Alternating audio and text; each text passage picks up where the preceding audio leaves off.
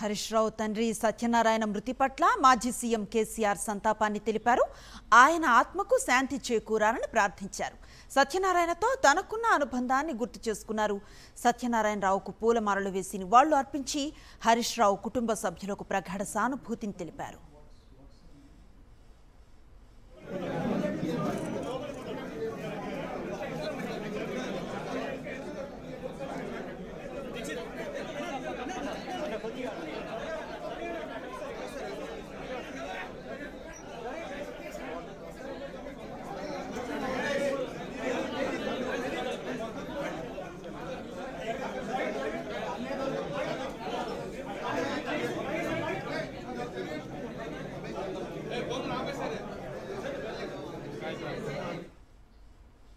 హరీష్ రావు తండ్రి సత్యనారాయణ మృతి పట్ల మాజీ సీఎం కేసీఆర్ సంతాపాన్ని తెలిపారు.